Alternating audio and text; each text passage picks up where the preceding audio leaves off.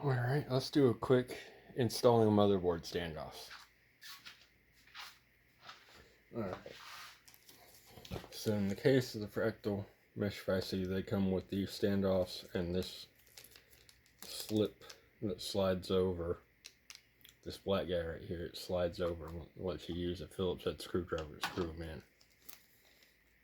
So, being an ATX motherboard, we're going to be using a total of 8 of these plus the existing centering peg there. The first easy 3 are the 3 across the top. So you got 3 screw holes up here, and you just get them started by hand.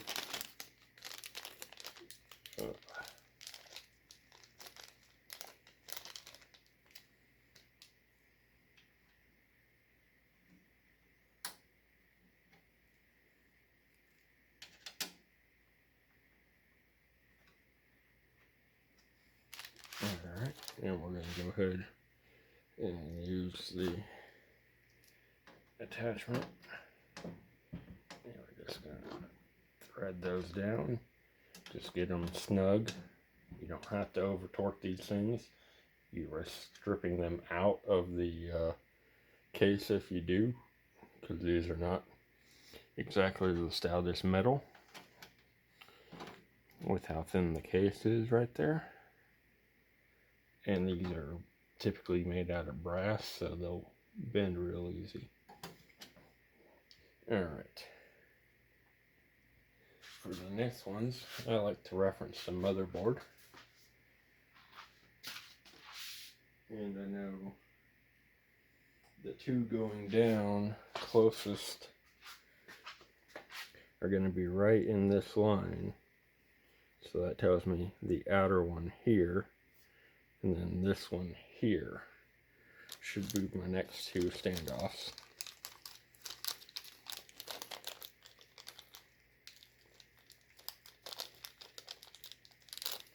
Everything moves in a nice simple line. So we get the outer one started there, and then this one right here. Alright. And then, in the case of an ATX motherboard, we got the next one is directly in line with those. And then the final 2 run along the same parallel that this guy right here does. So running front to back, you got there, and then you got right back in here, and that's all the standoffs. So now we just run through with this guy and just make sure they're all threaded down snug.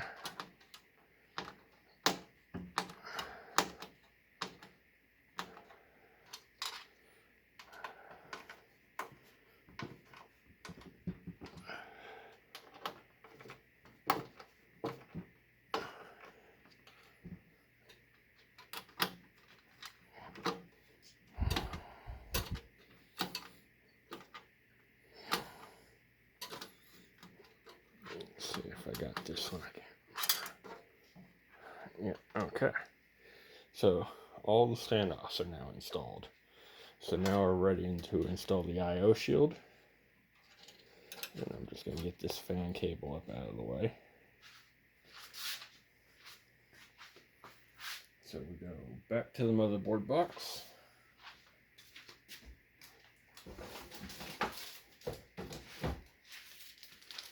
And get our I/O shield.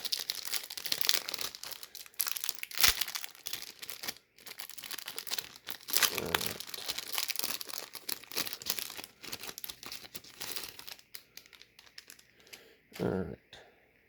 And in the case of this guy, this is the top, this is our bottom, So we line that up, and you just gotta put some muscle behind it, and it'll pop right into place. Okay. And next video we'll do the motherboard install now that we've got the case prepped. One more thing that I usually like to do before I go installing the motherboard is I will take and come around to the back side and get the wires for all the front panel connections. There's a whole mess of front panel connections for like your power switches and all that. And in this case we separate out the USB 3 because the USB 3 is going to go to a different location. The USB 3 on this actually goes up to the it'll go up over in this area up here. And let's see, front panel switches and indicator LEDs will come up through this first hole right here, because I like to get all these attached before I ever even think about actually mounting the motherboard. And then the front panel audio will come up through this one because the audio is further back. Alright. So those are my general rules of where I like to go ahead and get those cables routed before I even think about installing the motherboard. The power cables, there's enough gap at the top for the CPU power cords that we don't have to worry about that. And the 24 pin goes through here, so there's plenty of grommet to route that 24 pin through. Alright, so I'm gonna lay this down, and the next video will be after I refer to the motherboard manual to see where all these guys go. I know they're in the connector on the bottom front corner of the motherboard because that's almost exclusively where Asus always puts those connections. Okay, and so I'll see you guys in the next video.